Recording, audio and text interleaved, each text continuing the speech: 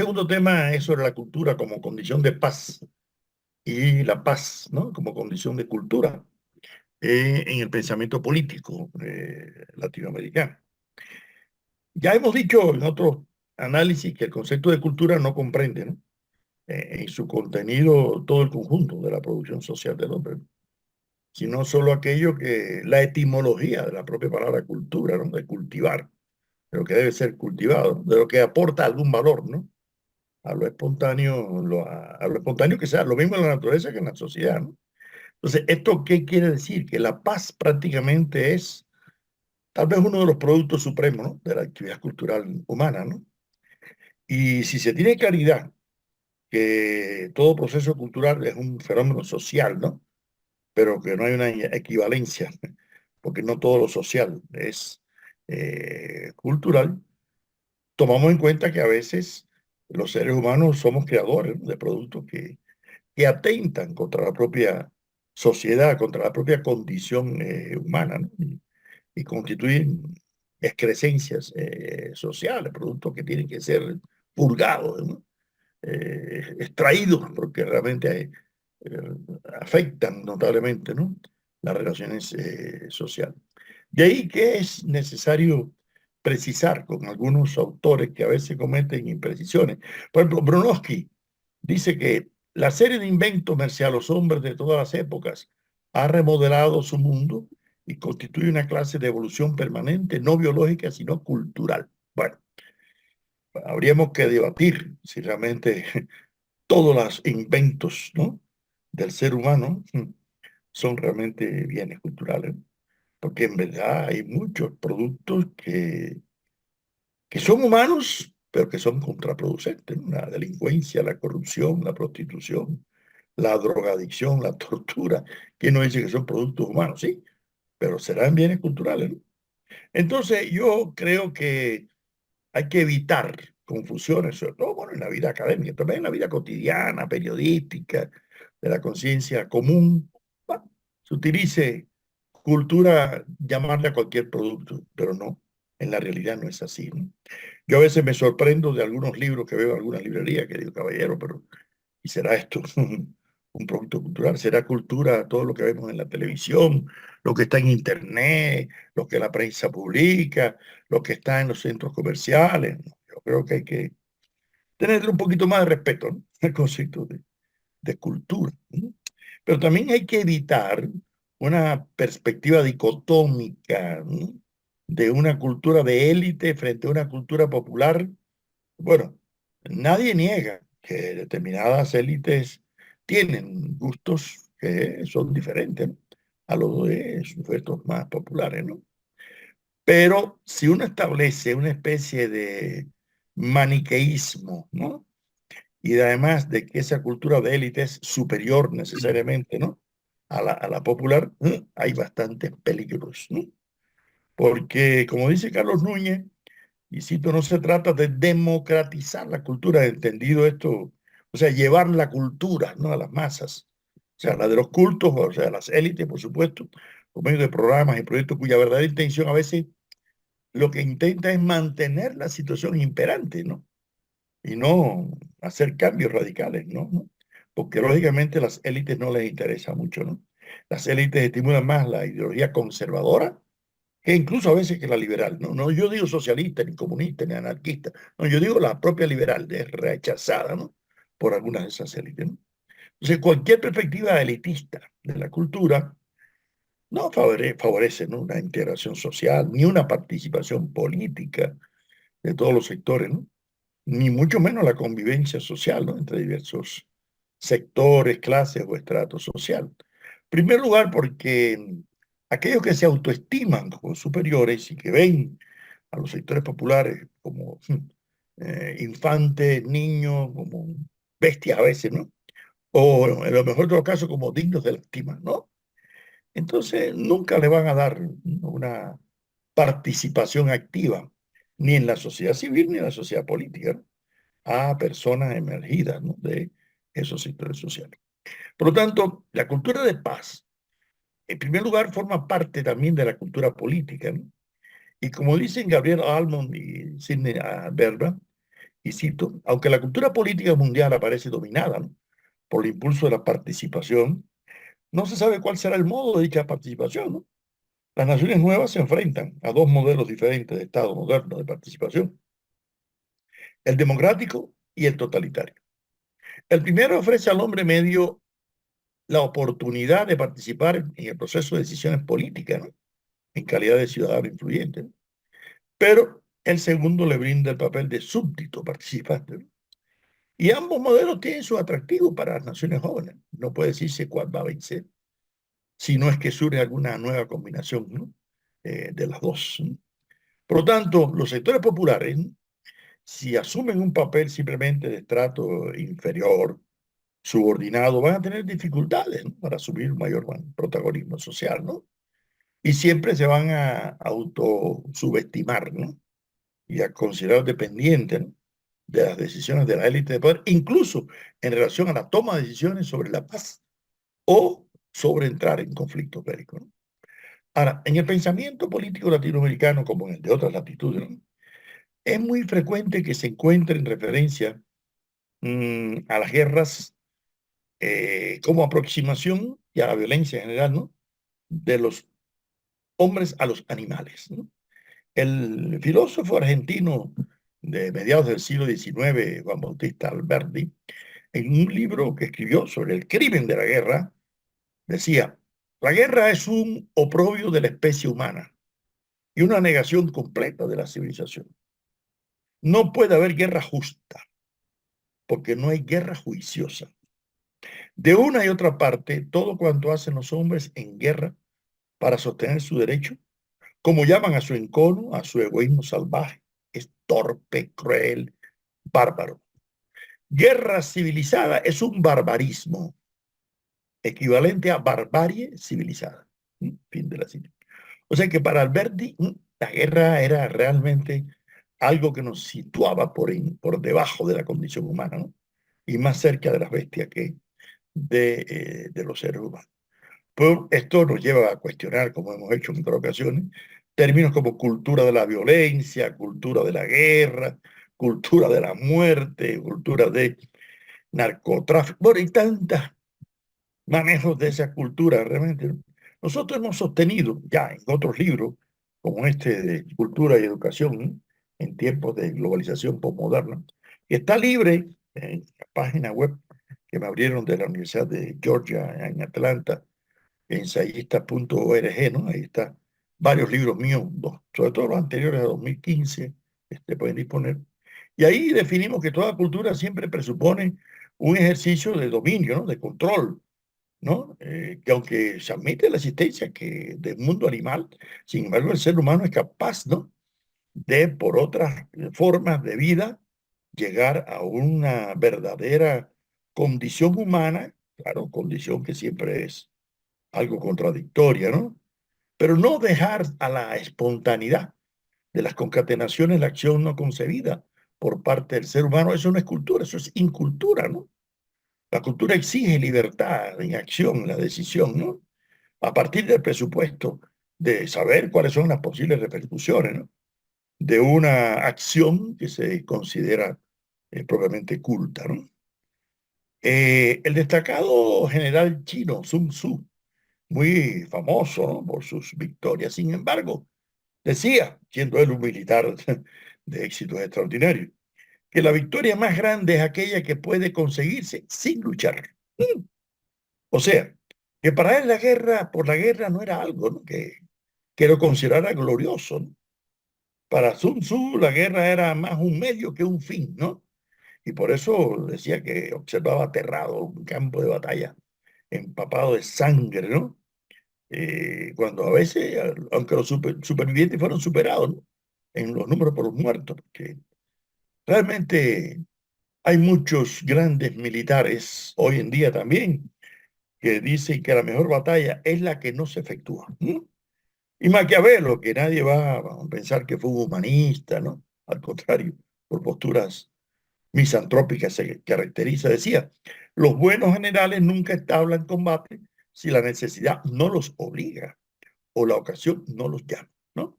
O sea que parece ser que hay bastante coincidencia en que la mejor forma de la convivencia humana es la paz, no la guerra. Sin embargo, desde que el capitalismo irrumpe chorreando lodo y sangre, como decía Marx en el espíritu del origen del capital, por los siglos XIV, XV, ¿no? Con el encubrimiento de América, porque América no fue descubierta, fue encubierta, igual que encubrieron los ingleses en el África o en la India, o los franceses en la Indochina, a esas culturas para poderlas dominar, ¿no? Las escondían, las cubrían para sentirse ellos superiores, ¿no? Y sabemos que el capitalismo, desde que aparece, estimula la guerra, porque la guerra se convierte en un negocio, y hoy en día lo sigue siendo, ¿no? Para los grandes productores de armas, ¿no? En primer lugar, ¿no? Sin embargo, ya en un periodo ilustrado, por el siglo XVIII, lo mismo en Europa que acá en América Latina, se fue propiciando un discurso un poco más pacifista, ¿no? Por ejemplo, ya en 1713, Charles Castell de Saint-Pierre hace un proyecto para lograr la paz perpetua en Europa, término que luego Kant va a tomar, ¿no? De la paz perpetua, ¿no? A partir de la confianza que depositaban los mismos unos que otros en la omnipotencia de la razón, ¿no? Y esto lo vamos a encontrar en Leibniz, en Rousseau, y no solo en Kant, en Herder y en otros, ¿no? Pensadores. Sin embargo, al mismo tiempo, en esa misma época aproximadamente, hay un discurso guerrerista de Thomas Hobbes, ¿no? Aquel que considera que el hombre es un lobo del hombre, ¿no? O de Malthus, que va a justificar la guerra como una forma de dar solución a las explosiones demográficas. Incluso sorprende que un hombre tan culto como Hegel, ¿no? Llegue a justificar, en cierta forma, ¿no? Las guerras. Cuando dice, como el viento que preserva al mar de la corrupción en que caería con una permanente quietud, lo mismo sucedería a los pueblos con una paz duradera o incluso una paz perpetua. ¿Ah? Uno se queda maravillado como un hombre a quien se le considera un humanista, un ilustrado, un filósofo de gran talla, llega a justificar, ¿no? Que es ilusa, ¿no? La paz perpetua. Tal vez la influencia de Heráclito en su filosofía, para quien la guerra era la madre y la reina de todas las cosas, ¿no? Todos sabemos que también el positivismo decimonónico, que estimuló concepciones darwinistas sociales, ¿no? Lo mismo primero en Comte que después en Spencer, en Stuart Mill, llegaron a ver a las guerras como expresiones de la lucha natural por la existencia, ¿no? Sin embargo, se dieron cuenta, sobre todo Spencer, ¿no? Que si la guerra hubiera sido ¿no? el eje dominante durante todo el proceso germinal de la civilización, el ser humano no hubiera subsistido.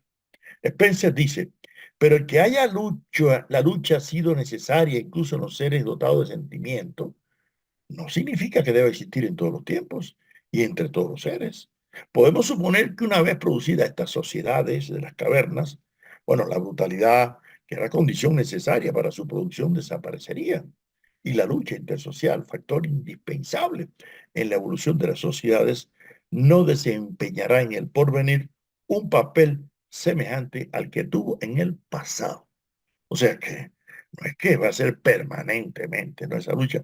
Muy distinto es ese socialdarwinismo al de Glupowitz, Gobineau o el propio Nietzsche, ¿no? Para quien la guerra y el valor han hecho cosas más grandes que el amor al prójimo. Ustedes saben que él mantuvo una postura muy crítica, ¿no? Del cristianismo, ¿no es así? Y no es una casualidad que estas ideas tan misantrópicas y belicistas de Nietzsche hayan inspirado a Hitler, ¿no? Sin embargo, otros pensadores como Marx, como Max Weber o como Michel Foucault han coincidido en considerar que la causa de la guerra son los intereses económicos, políticos, sociales, no el honor, ni la soberanía, ni otra serie de, ¿no? Formulaciones un poco románticas, ¿no? Y varios científicos y filósofos más recientes en el siglo pasado, como Alfred Nobel, como Albert Einstein, como Jean-Paul Sartre o como Bertrand Russell, han estimulado el pacifismo. Incluso Russell dio una conferencia en 1915, en plena Guerra Primera Mundial, sobre la filosofía del pacifismo, ¿no? Y Freud le dio una respuesta a Einstein en 1933, cuando bueno, todavía no había desencadenado la Segunda Guerra Mundial, pero se avisoraba, ¿no? Y le decía Freud a Einstein, no es imposible adivinar a través de qué caminos o rodeos se logrará este fin, el de evitar el destino de la guerra. Por ahora solo podemos decir, todo lo que impulse la evolución cultural obra contra la guerra. ¿Ven? O sea que ya muchos se dieron cuenta que la cultura podía ser un instrumento favorecedor de la paz, ¿no? Mucho antes que se enunciara el concepto de cultura de paz, ¿no? Y a la misma vez, algunos belicistas como Göring, el segundo al mando de Hitler, decían, cuando escucho la palabra cultura, enseguida saco la pistola. Entonces, ¿qué esto quiere decir? Que en la literatura, en el arte, ¿no? Yo creo que el que vea Guernica de Picasso, es célebre la anécdota cuando el oficial nazi llegó a su casa en París cuando ocuparon, ¿no?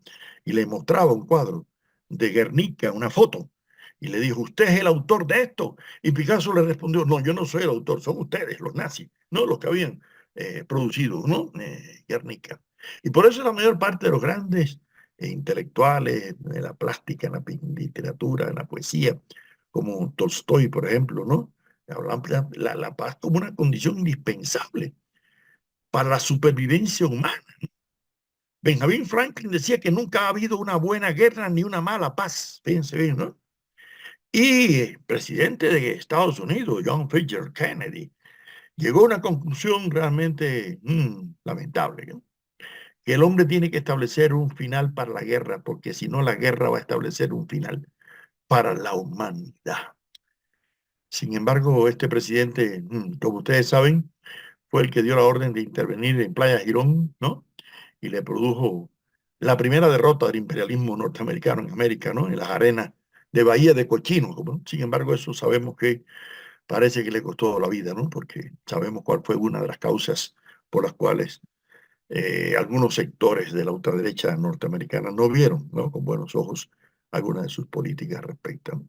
Lo cierto es que muchos autores consideran que la guerra produce más enemigos que los que elimina, fíjense bien, ¿no? Y eso lo estamos viendo, ¿no? Constantemente en otras guerras, ¿no? Y algunos investigadores, como Patricia Galeana, por ejemplo, dice, la paz entendida no como un intermedio entre las guerras, ni como un sinónimo de ausencia de violencia, sino como la realización de los valores universales de justicia y libertad, de condición indispensable para lograr el bienestar y la propia felicidad colectiva debe ser, ¿no? Es la paz esencial para el desarrollo humano, que requiere del equilibrio en el interés propio y también del ajeno. O sea, no solamente de uno, sino también del presunto enemigo. Por lo tanto, en esta concepción subyace un criterio de que la paz no es una cuestión unilateral, ni tampoco bilateral entre dos países o entre dos fuerzas que se oponen. Es algo multilateral, porque es que la guerra afecta a muchos agentes, no solamente a los dos países, a las dos fuerzas que se enfrentan, ¿no? Sino que tiene repercusiones para todos los demás sectores sociales y para de todos otros países, incluso no solamente vecinos. Y por eso es que se dice que algo que debe diferenciar al ser humano de los animales es la búsqueda, ¿no? De la conciliación en la solución de conflictos, ¿sí? En lugar de la fuerza bruta, ¿no? Como única vía para lograr. Konrad Lorenz, que llegó a formular todas las teorías de la etología, ¿no? Decía que el uso de la violencia se justificaba más en el caso de los animales, ¿no? Que se hacía por hambre o por el instinto sexual, pero es que en el ser humano no es por eso, es por a veces por las ideologías, ¿no? Realmente una cosa absurda, ¿no? Incluso cuando se habla de la conflictiva concepción de guerras justas, ¿no? Bueno, nadie duda de que los pueblos que se rebelan contra conquistadores y colonizadores, ¿no? Como pasó en el caso de la conquista y colonización de América, se admite que fueron guerras justas, ¿no? La de los indios pijaos en Colombia, los tarahumaras allá en México, los mapuches, los guaraníes, y muchas comunidades se enfrentaron, no asimilar, incluso los taínos también, ¿no? En el, en el Caribe nuestro, ¿no? Célebre la anécdota cuando el cacique taíno Atuey, el padre de la casa, lo va a confesar y le dice que se arrepienta, ¿no?, de sus pecados para que vaya al cielo. Y el Atuey le responde que si en el cielo hay españoles. Y cuando le dice que por supuesto, ya entonces yo no quiero ir, ¿no? ¿Dónde están los españoles tampoco en el cielo? Por lo tanto, hay que diferenciar los tipos de guerra, porque nadie duda de que las guerras de liberación que se dieron en muchos pueblos dominados, por ejemplo, contra la dominación nazi, ¿no? Las guerrillas en Italia, en Grecia, en varios países, en Francia, ¿no? O las guerras, por ejemplo, de Argelia, de Vietnam, o las guerras contra el apartheid, o los procesos de guerra que se dan en insurrecciones armadas de revoluciones como la francesa, la rusa, la mexicana o la cubana, porque llega un momento en que no hay otra opción que la violencia, ¿no? Sin embargo, a veces se cree que las grandes personalidades, ¿no?, que han dirigido procesos bélicos, es que son guerreristas por naturaleza, ¿no? Y eso es un grave error. Ni Simón Bolívar, ni Benito Juárez, ni José Martí eh, consideraban la guerra como un fin. Al contrario, veían la guerra más bien como un medio para consolidar la paz. Bolívar incluso, luego de haber combatido en miles de batallas, ¿no?, decía que, y cito, la guerra es el compendio de todos los males. La tiranía es el compendio de todas las guerras. Fin de la cita. Y en otro momento decía, la paz será mi puerto, mi gloria, mi recompensa, mi esperanza, mi dicha y cuanto es precioso en el mundo. Fin de la cita. Para terminar, en otro momento, una carta que le escribe a Santander diciendo, yo siempre tengo una idea conformativa de paz y reconocimiento, como usted lo sabe, y aún se ha reído a mi costa de mi pasomanía. Fin de la cita, creo esta palabra, pasomanía, es decir, ¿no?, afinidad, ¿no?, adicción a la paz y no a la guerra. Es el caso de Bolívar, que no debe ser considerado como un enaltecedor, nuevamente, ¿no?, de la guerra por la guerra, sino de buscar una paz, pero una paz con justicia social, porque además Bolívar quería también la libertad de los esclavos, no solamente la independencia política de España. O el caso de Benito Juárez, cuando se enfrentan a la dominación colonial de los monarquistas, ¿no?, franceses, y termina victorioso y dice, mexicanos, encaminemos ahora todos nuestros esfuerzos a obtener y a consolidar los beneficios de la paz. Bajo sus auspicios será eficaz la protección de las leyes y de las autoridades para los derechos de todos los habitantes de la República. Que el pueblo y el gobierno respeten los derechos de todos. Entre los individuos como entre las naciones, el respeto al derecho ajeno es la paz.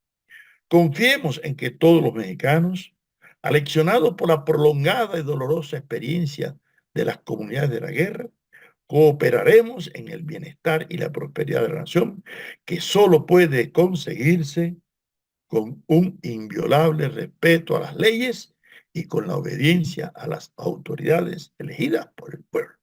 Es decir, fin de la cita. Esto evidencia, claro, que el gran líder liberal mexicano lo había alcanzado, ¿no?, el objetivo de derrotar al conquistador francés. Ahora lo que se trataba era de consumar una república, ¿no?, democrática, liberal. Lamentablemente después vendría la dictadura de Porfirio Díaz, ¿no?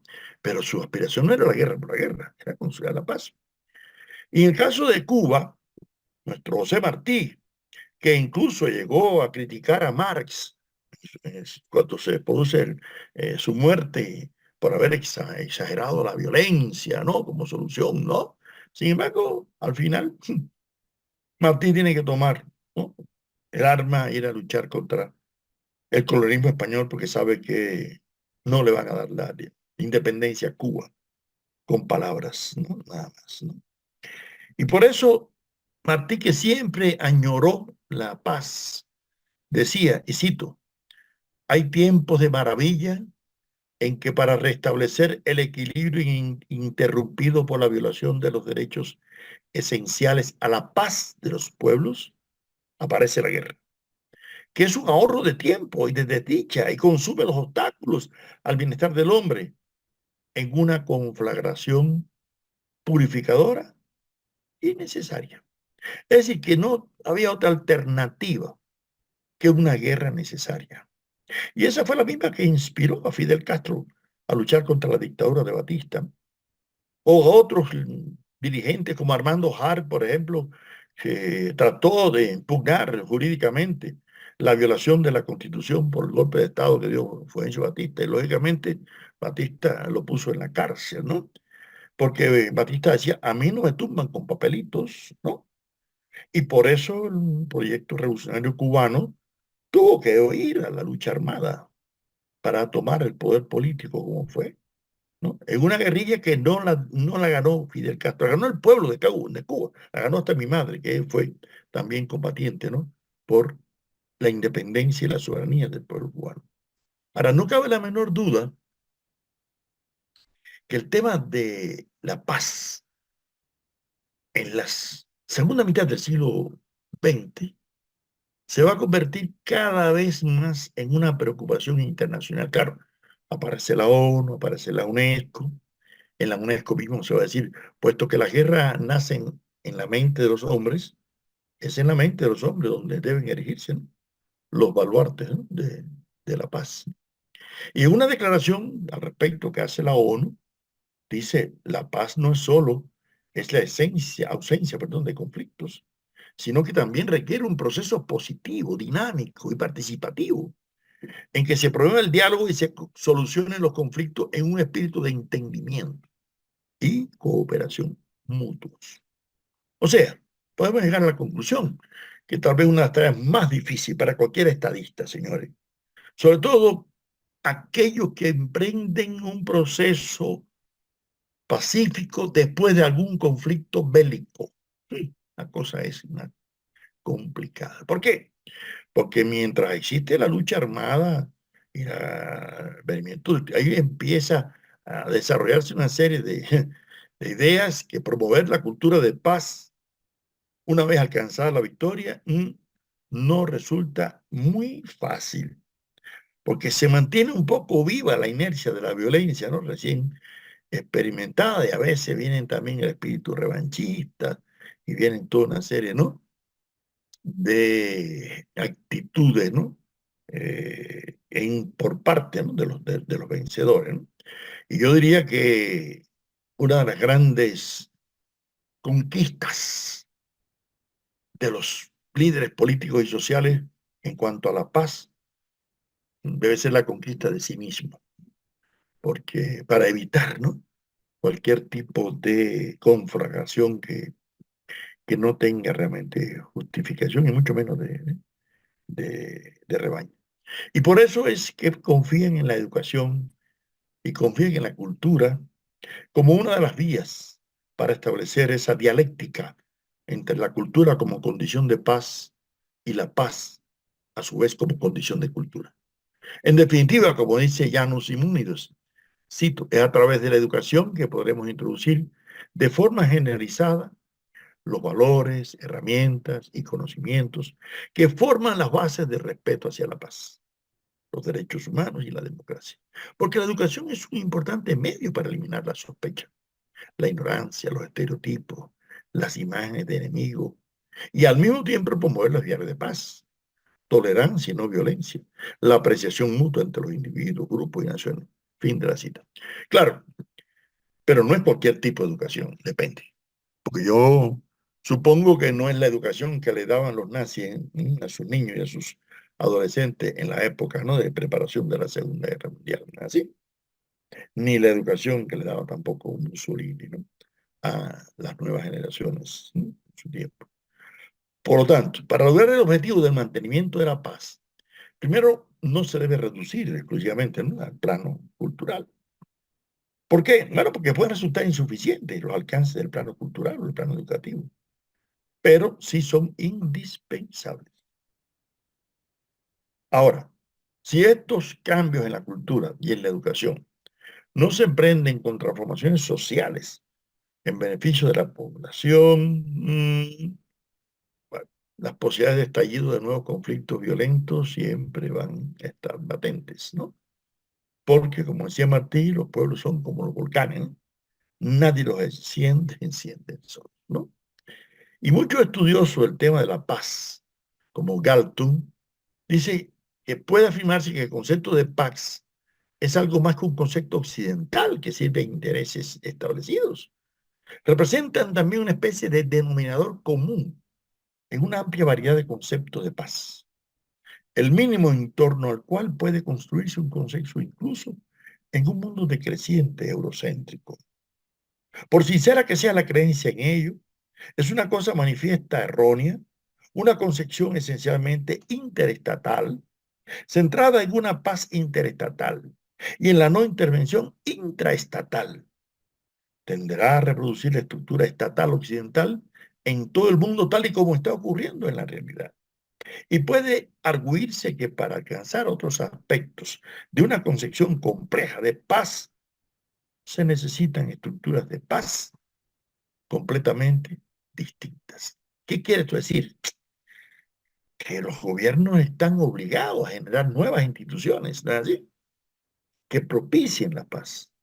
Pero también la sociedad civil está obligada, y un ejemplo de eso lo tenemos en las últimas décadas, cómo han ido surgiendo extraordinarias organizaciones no gubernamentales en muchos países donde existen conflictos bélicos de envergadura para propiciar la paz, ¿no? Ahora, cuando las guerras pueden ser a veces entre no simplemente dos o más países, ¿no? Sino internamente, ¿no? Contra los sectores populares que se rebelan, siempre puede haber nuevas explosiones si no se atienden a esas necesidades, ¿no? Por lo tanto, en cierta medida, tampoco a veces depende exclusivamente de los gobernantes en algunos países subdesarrollados o menos desarrollados o en desarrollo, como quieran llamarlo. Porque a veces los gobernantes, y sobre todo en estos tiempos de globalización, están manejados por poderes transnacionales que no se caracterizan por muchas posturas filantrópicas, ni mucho menos, y que lo que hacen al contrario es propiciar, ¿no? Más violencia y más reacciones, ¿no? Violentas. Ahora, el mexicano Alfonso García Robles, al hacer un análisis de la política de México, decía que la única paz que puede ser estable y duradera será aquella que se base en una convivencia humana hecha posible mediante la cooperación justa y equitativa entre los pueblos del norte desarrollados y los del sur en su desarrollo. La desaparición de las distancias hace de que cada problema es un problema de la humanidad entera y su solución solo se posibilita si se busca o procura colectivamente. La guerra, el hambre, las enfermedades, la ignorancia, la explosión demográfica, la contaminación del medio ambiente y el caos económico y financiero, todos fenómenos que un día se consideran problemas de pueblos o regiones, son todos amenazas y peligros sin fronteras. Son problemas mundiales que demandan acciones mundiales, que no son problemas aislados. Quiero decirle que esto se dijo en 1976, señores, hace casi 50 años. Sin embargo, lamentablemente, la situación no ha cambiado mucho, ¿no? No ha cambiado mucho porque, al contrario, lo que se ha acrecentado cada vez más la brecha, ¿no? Entre los países poderosos, ricos del norte, ¿no? Y los países atrasados. Mm. Algunos han podido sobrevivir, aislarse y alcanzar algunas conquistas, pero la mayoría no ha sido así, ¿no? Por lo tanto, si en los países, en el plano interno, no se realizan transformaciones socioeconómicas de promover instituciones culturales, de salud, educativa y otras de carácter civil, ¿no? Que satisfagan las necesidades de la población, pues siempre estará latente ahí las explosiones sociales y nuevas guerras, ¿no? Pero si progresivamente se cultiva junto a esto, propiciar, ¿no? Trabajo, evitar, ¿no? Favorecer el deporte, la salud en lugar del alcoholismo y la holgazanería, puede ser que los resultados sean un poco más favorables. Yo creo en esencia que la cultura siempre ha sido y es y será una condición de paz. Aunque por supuesto no sea ella sola suficiente, al igual que la educación. ¿Por qué? Porque para lograrla deben confluir tanto en el proceso social muchos factores, y no solamente la cultura y la educación. Sin embargo, son esenciales, ¿no? Y todo lo que haga un país para fortalecer esas asociaciones será favorable. Por lo tanto, si la cultura de paz forma parte de la cultura política de un pueblo, en la medida en que se promueva y se consolide integralmente, ¿no?, la cultura política, habrá mejores condiciones para la paz, ¿no?, y para la solución no violenta, ¿no?, de los conflictos, ¿no? Entonces, reitero que Gabriel Adnon y Verbassini dicen, la cultura política de una nación consiste en la particular distribución entre los miembros de la pauta de orientación hacia los objetos políticos. Antes de que podamos llegar a tal distribución, necesitamos disponer de algún medio para comprobar sistemáticamente las orientaciones individuales hacia objetos políticos. En otras palabras, es necesario que definamos y especifiquemos los modos de orientación política y las clases de objetos políticos. Porque la orientación a los aspectos internalizados de objetos y relaciones incluye, primero, orientación cognitiva, es decir, conocimientos y creencias acerca del sistema político, de sus papeles y de los incumbentes de dichos papeles en sus aspectos políticos y administrativos, ¿no? Segundo, una orientación afectiva o sentimiento acerca del sistema político, sus funciones personales y logros. Y tercero, una orientación evaluativa, donde los juicios y opiniones sobre objetos políticos que involucran típicamente la combinación de criterios de valor con la información y los sentimientos. Y que la cultura de paz, si forma parte de la cultura política, hay que cultivarla en dos planos.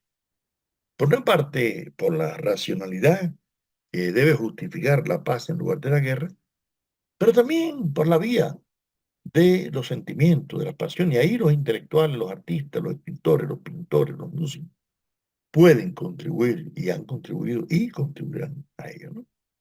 Y en ese sentido, eh, yo creo que por una parte, la comunidad mundial ha ido tomando mayor conciencia de la necesidad de esa promoción cultural para romper muchas barreras, muchos obstáculos de nacionalismo estrecho, de racismo, de machismo, de elitismo, etcétera, ¿no? ¿Por qué? Primero porque la modernidad propició una ruptura con la autarquía, ¿no?, y la segregación propia del feudalismo, ¿no? Y la cultura de la modernidad, cuando se hizo cada vez más democrática, facilitó una mayor imbricación en cuanto a la apreciación de valores, ¿no?, y de diversos grupos sociales, ¿no? Pero lamentablemente vino una globalización presuntamente postmoderna que, bueno, asumió una actitud un poco nihilista, negadora, ¿no?, de algunos valores, y no solo valores de la modernidad, como la tolerancia, la democracia o el humanismo, no, no, no, valores ancestrales como el cristianismo, o nuevos valores, por supuesto, como el socialismo. De manera que la modernidad que facilitó el proceso de transculturación, como planteaba el destacado intelectual cubano Fernando Ortiz, ha dado lugar, por un lado, sí, a perfeccionamiento de tecnologías, de comunicación, de informatización, etcétera, ¿no? Y estas tecnologías pueden favorecer, claro, la cultura de paz en determinados lugares, ¿no? Pero también estos medios pueden a veces ser enajenantes. Y en lugar de estimular la cultura de paz, pueden producir todo lo contrario. Y el hecho de que las dos grandes guerras mundiales, ¿no?, como otros conflictos bélicos, hayan producido horrores, ¿no?, que realmente se plasman en el arte y en la literatura sobre la crueldad, ¿no?, de los acontecimientos, por supuesto que estimula, ¿no?, la cultura de paz y siembra en determinados sectores sociales la confianza en que sí se puede lograr, ¿no?, una vida pacífica. Otra cosa son los halcones de la guerra, ¿no? aquellos que ven en peligro sus ganancias cuando la industria armamentista no tenga clientes, ¿no? Ese es el gran problema que tienen algunos países productores de armas. Yo creo que son pocos los que ponen en duda que la promoción de la cultura es favorable a la paz, del mismo modo que el logro y la consolidación de la paz repercute positivamente en el desarrollo cultural de un pueblo, ¿no? Por lo tanto, en el pensamiento político latinoamericano ha habido muchas expresiones de esa ecuación, ¿no?, indisoluble entre instituciones culturales y educativas y la promoción de la paz. Es el caso, por ejemplo, del nicaragüense Carlos Tunerman, que llegó a ser rector de la Universidad Nacional de Nicaragua, y un hombre estudiosísimo de estos temas de las universidades, de la paz, de la cultura. Y dice Tunerman, las universidades por su naturaleza de instituciones en las cuales se encarna el ejercicio más alto de la inteligencia humana, deben estar al servicio de la paz y de la convivencia pacífica entre los pueblos. Fin de la cita. Pero bueno, el hecho de que una mayoría de los profesores universitarios y también, ¿no?, de los estudiantes en cierta medida cumplen con esa honrosa misión, ¿no?, de promover la paz.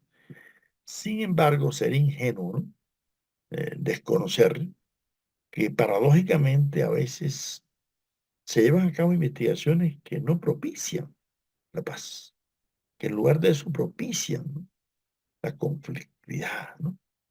Y ahí el compromiso social y la responsabilidad social de algunas universidades está puesta en tela de juicio.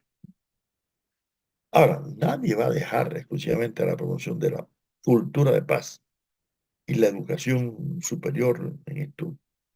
Es una hiperbolización, ¿no? Porque no se puede empezar a cultivar eso en la educación superior. Se supone que eso hay que comenzarlo desde niño, ¿no? Ahora, el valor de la educación, el fomento de la cultura de paz desde la infancia, la adolescencia, la juventud, es esencial como una preocupación fundamental de la UNESCO, como dijo su entonces otrora director Koichiro Matsuura, pero también han ido surgiendo una serie de entidades internacionales que propician esa cultura de paz, ¿no? Por ejemplo, ya en épocas más recientes, en el 2000, se realizó un seminario de educación para la paz, de educar para la paz como una propuesta posible, ¿no? Y en ella hay una clara explicación diciendo, la paz, la palabra paz, a su vez tiene mucho significado, ¿no? Un análisis lingüístico de su uso ha permitido diferenciar dos grandes concepciones, la negativa y la positiva, emparentada con dos definiciones de violencia, la directa y estructural, ¿no? La paz negativa pone el énfasis en la mera ausencia de guerra, de violencia directa, ¿no? Y presupone un aparato militar que garantice el orden, ¿no?, disuada al enemigo y asegure la perpetuación del status quo, ¿no?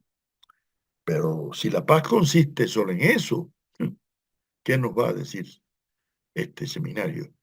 Poco tendrían que hacer las personas que se dedican a la educación.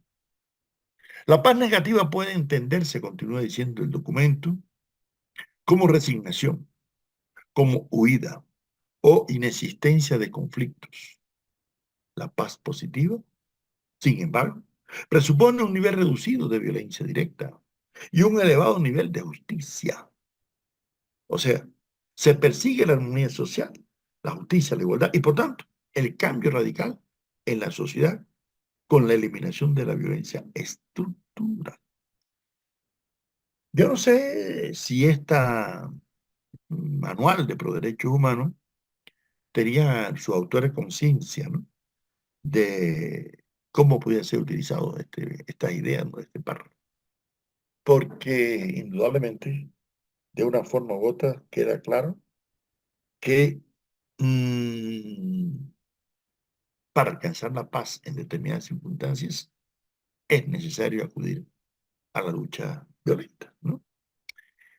Aunque se fomenten instituciones culturales y educativas junto a las políticas, a las jurídicas, ¿no? Y a las militares, ¿no? Ahora, un país que solo le presta atención solamente a las instituciones políticas, jurídicas o militares, ¿no? En el ámbito de la sociedad civil, y no promueva a lo largo un plazo instituciones culturales, educativas, está condenada a fracasar, ¿no? Por una sencilla razón. El fomento de la cultura de paz no es simplemente estimular la tolerancia, la convivencia entre grupos y pueblos. Debe ser más integral. No simplemente renunciar a las armas, sino respetar los derechos humanos, la violencia democrática, la vida democrática, ¿no? Que para unos puede ser violencia, ¿no? Y en especial en la conservación del medio ambiente, es una cosa tan necesaria, ¿no? En nuestros días. Yo creo que, y en esto coincido con José Tuya, que la cultura como concepto de síntesis en la cultura de paz, suma todos los derechos humanos, democracia, desarrollo humano, ¿no? Y por lo tanto, los que, fin de la cita, los que se encargan de promover la cultura como condición de paz deben tomar en consideración la complejidad de todos estos fenómenos sociales que potencialmente pueden ser muy fuertes, ¿no?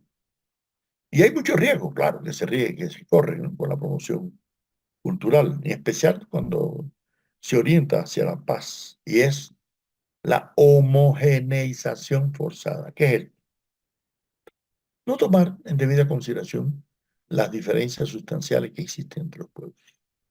Y ahí hay otros factores ya históricos, geográficos, étnicos, demográficos, ¿no? Y por eso solo una política cultural, ¿no? Que tome en debida consideración la multiplicidad de factores diferenciadores puede resultar, ¿no? Favorecedora de estos procesos de logro de la paz. Y cuando incorporan a otros sectores marginados anteriormente, como por ejemplo las mujeres, ¿no? Que ya en el 2003 llegaron a hacer un seminario de mujeres de América Latina construyendo la paz, ¿no? Y en ese proceso se van incorporando otros sectores sociales, ¿no? Y no cabe la menor duda que, coincidiendo también con Néstor García Canclini, los estudios sociológicos sobre la cultura nos dicen que la apropiación y valoración desigual de los bienes simbólicos es un procedimiento clave para reproducir y legitimar las diferencias materiales entre clases, grupos y regiones, ¿no? Y esa es la razón por la cual una adecuada política pública de promoción cultural con fines de revertirse en procesos favorecedores de paz debe afianzar en un conocimiento diferenciado, ¿no? De los distintos componentes étnicos, etarios, de género, de clase, si es que se aspira realmente, ¿no? A lograr resultados aportadores en la cultura de paz. Ahora, si el único objetivo es cumplir con determinadas exigencias formales de burocracias estatales, bah, entonces van a aparecer estudios homogeneizadores, ¿no? Que no son muy enriquecedores, en verdad, ¿no? O sea, en la medida en que un país diversifique cada vez más sus instituciones, especialmente las culturales, ¿no? Y las educativas, en correspondencia con los cambios que en él se produzcan, va a favorecer el mantenimiento de la paz. Y si éstas cumplen debidamente su cometido de representar los intereses de los distintos sectores sociales para los cuales han sido constituidas, pero ante todo, en función de la mayoría de la población, en la actualidad, la educación para la paz es concebida como un derecho por los investigadores de la ciencia de la paz, ¿no?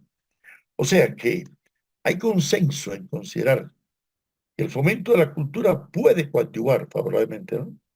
A la consolidación de los procesos de paz y de la cultura de paz. Y por eso la estabilidad que ofrece la paz en un país no solo posibilita que funcionen con mejor desempeño sus funciones educativas, culturales, sino otras también de carácter político, jurídico, social, deportivo, incluso, que indirectamente resultan promotores de la estabilidad social y de la cultura de paz. porque la cultura de paz no se cultiva solamente con ingredientes políticos, se cultiva también con muchos, ¿no?, otros ingredientes. Ahora, algunos investigadores demuestran que la formación de una opinión pública, y en particular de una cultura de paz, más que las instituciones oficiales o estatales, son las que mayor acogida tienen, ¿no?, a veces en la sociedad civil, aunque aparentemente están alejadas del poder político, ¿no? La inspira, vamos a decir así, mayor confianza, ¿no?, a los sectores populares, ¿no? Y estos sectores que a veces, bueno, pues están distantes, ¿no?, de las tertulias teóricas, de las lecturas de libros, porque no tienen plata ni para eso. Sin embargo, se dejan llevar, ¿por qué? No es por las noticias del televisor, ¿no? ¿Y esto a qué da lugar? Oh, los mensajes de las redes sociales, ¿no?, que muchas conciencias sean manipuladas, ¿no?, cooptadas, y el resultado puede ser contraproducente, ¿no? Por eso, en primer lugar, para que se consolide la paz en un país, es indispensable que haya profundas transformaciones sociales que impliquen la búsqueda de soluciones a la pobreza, la insalubridad, el hambre, el analfabetismo y la violación de los derechos humanos, ¿no? Y en eso hay que destacar que el pensamiento cristiano, sobre todo el pensamiento cristiano originario, ha desempeñado un papel significativo en el análisis, ¿no? Y no solo los sacerdotes de la teología de la liberación, otros también, ¿no?, desde distintas perspectivas, ¿no? Y realmente muy meritorio que hayan contribuido, ¿no?, a ese proceso que ha ido tal vez incrementándose de tal modo que no solamente en el año 2000 se declaró Año Internacional de la Cultura de Paz, sino que todo un decenio, de 2001 al 2010, se nombró por la UNESCO y la ONU Decenio Internacional de una Cultura de Paz y No Violencia para los Niños del Mundo. Bueno, sabemos que muchas veces esto queda en los tinterillos, los tinteros, y no se expresan acciones, ¿no?, prácticas reales, ¿no? Pero no cabe la duda que cuando hay estas declaraciones, estos eventos, o estas investigaciones hechas por algunos autores, pone a pensar, ¿no? Y hay que pensar que cada pueblo gesta y construye su cultura con elementos específicos que son propios de sus factores geográficos, históricos, tradiciones, religiosidad, costumbres. Sin embargo, a través de la construcción de una cultura de paz específica en un contexto, en un país, en una época, puede ser que se contribuya en un plano más universal, ¿no?, a la construcción. Porque es que lo universal no existe en abstracto, señor. Lo universal existe y se manifiesta a través de ¿qué? Pues a través de lo específico, como planteamos Peregrino y yo en este libro hace ya muchos años, ¿no?, de lo universal específico de una cultura que ahora acaba de ser reeditado, ¿no?, en Brasil por la Universidad de Juiz, ¿no?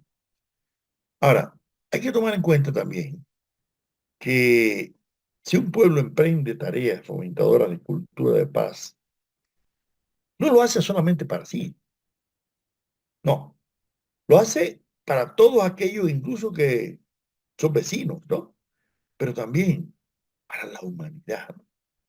Y hay muchos elementos constitutivos de la cultura, como también de instituciones, que propician, ¿no?, realmente esta conceptualización para evitar, ¿no?, nuevos motivos de conflictos, porque todo indica que es más fácil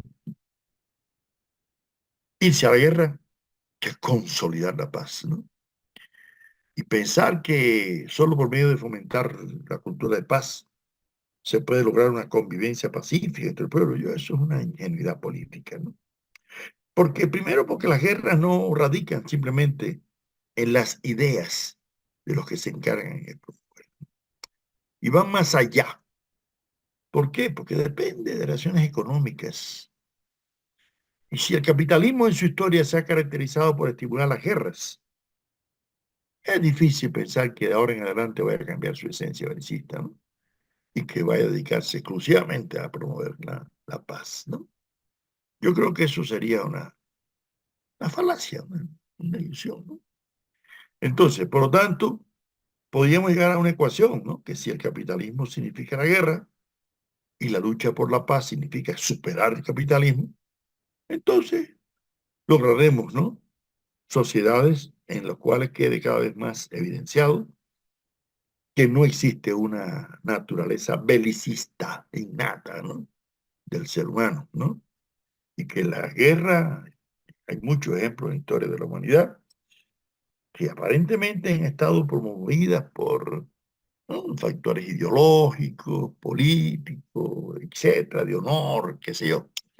Pero detrás de ellas siempre ha habido intereses de recursos naturales, de alimentos, de minerales, de artificiales, de lo que sea, ¿no?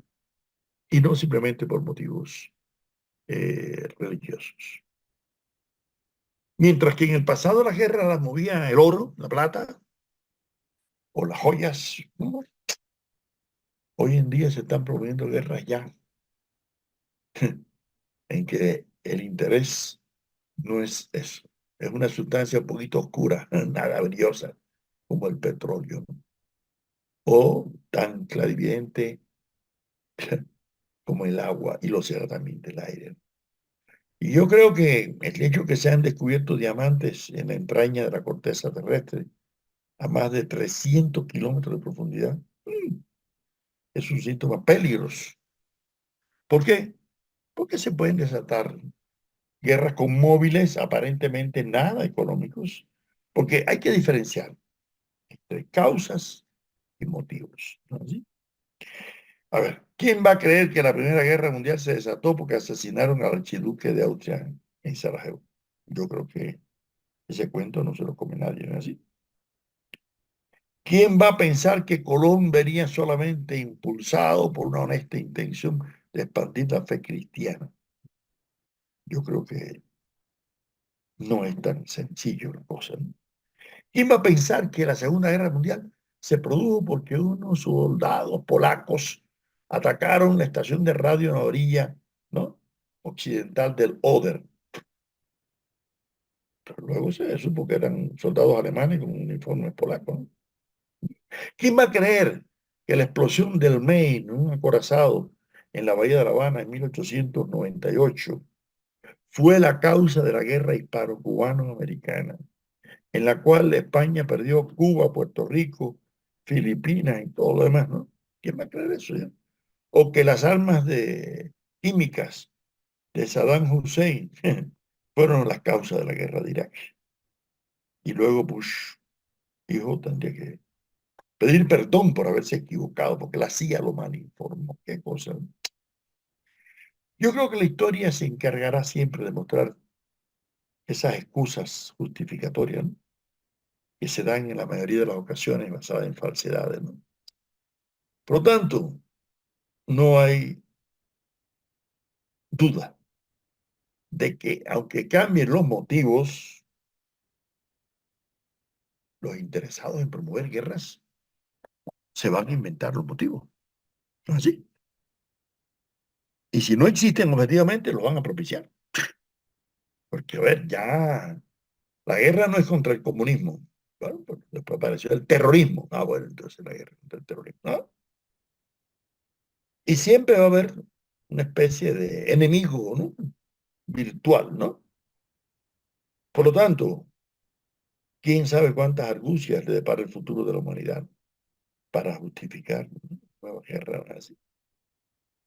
Y yo creo que aunque ha ido cambiando la situación internacional y vemos huelgas, manifestaciones, movimientos de resistencia, de tribunales, en fin, por todo eso, ¿qué nos dice? Bueno, que hay otras vías de luchar por la paz, ¿no? Y evitar, ¿no?, la guerra. Por eso yo creo, para ir cerrando, que la humanidad tiene que prepararse para primero para el movimiento posible de nuevas guerras, ¿no? Lo estamos viendo constantemente, pero sobre todo para tratar de promover la cultura de paz, aún en las condiciones más adversas. Y por eso se ha gestado un movimiento mundial para la cultura de paz, ¿no? Y la no violencia. Y por eso todas las declaraciones de congresos, denuncias, desempeñan un papel muy favorable a la última, a la construcción de una cultura de paz, ¿no? Claro, lo mejor es que no sean solamente decisiones ideales, sino reales, gubernamentales, ¿no? Que evidencien realmente la posibilidad, ¿no?, de la libertad. Y ahí hay otro problemita que es bastante controvertido. ¿A qué punto los medios de comunicación masiva tienen permiso, ¿no?, para expresar posturas racistas, elitistas, segregacionistas, homofóbicas, fundamentalistas, etcétera, etcétera? ¿Eh? Bajo la presunta libertad de expresión, ¿no? Esa libertad, ¿no?, absoluta, ¿no? Esa presunta, ¿no?, intolerancia ante los intolerantes, como decía Voltaire, ¿no? Yo creo que si es un hecho admitido, ¿no?, que la paz constituye una condición de cultura, a su vez eso implica a la vez pensar que la promoción de la cultura debe promover la paz. O sea, hay una interacción dialéctica ahí, ¿no? Y que la cultura va a desempeñar siempre un papel emancipador frente a cualquier forma de la generación, ¿no?, que se represente por los distintos poderes, ¿no?, que entran siempre las instituciones. ¿No? Y ahí el papel de los intelectuales creo que ha sido, es y será importantísimo. Y en el caso de América Latina, igual que allá en Europa hay un Rousseau, un Marx, un Chaplin, un Picasso, un Lorca, un Sartre, aquí hemos tenido un Miranda, un Bello, un Martí, un Montalvo, un Mariátegui, un Vallejo, un Carpentier, Neruda y un García Márquez, que también se han identificado con los procesos emancipadores, independentistas y revolucionarios, pero han sido realmente estimuladores de la cultura de paz. Y nosotros tenemos el deber de divulgar eso para que no se les malentienda, para que no se tergiverse, ¿no?, su pensamiento. Porque, como dice San Todorov, el culto a la memoria no siempre sirve a la justicia y tampoco completamente favorable a la propia memoria, ¿no? Y por eso, todo lo que nosotros podamos contribuir desde nuestras cátedras, desde nuestros espacios académicos, ¿no?, a la cultura de paz, a la larga se va a beneficiar, ¿no?, esta entidad en nuestros pueblos, como decía el mexicano Leopoldo Sea o el chileno Ricardo Salas, ¿no? Hay numerosos intelectuales latinoamericanos contemporáneos que pueden decir que han contribuido a esa orgánica correlación dialéctica entre cultura de paz y la posibilidad real de que presupone, ¿no?, la posibilidad de procesos de paz favorecidos, ¿no?, por esa cultura.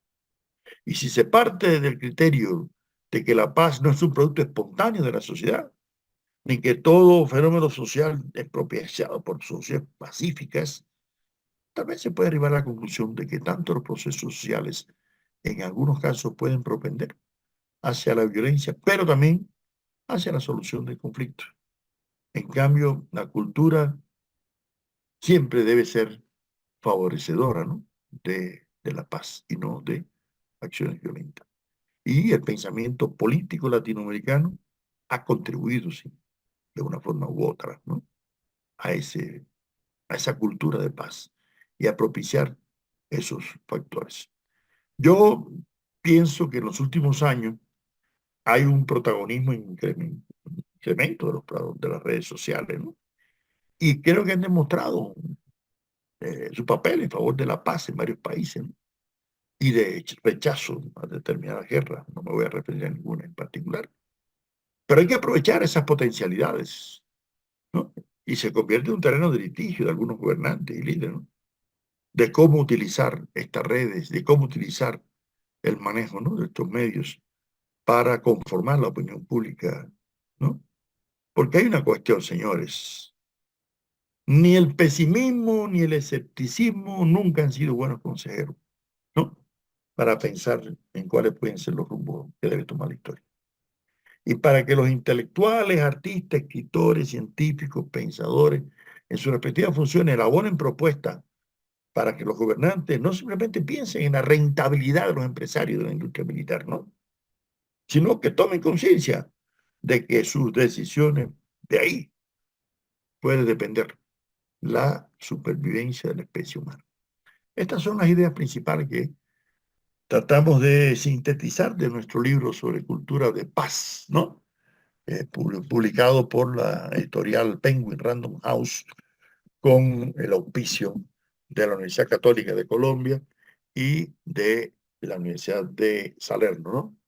En Italia.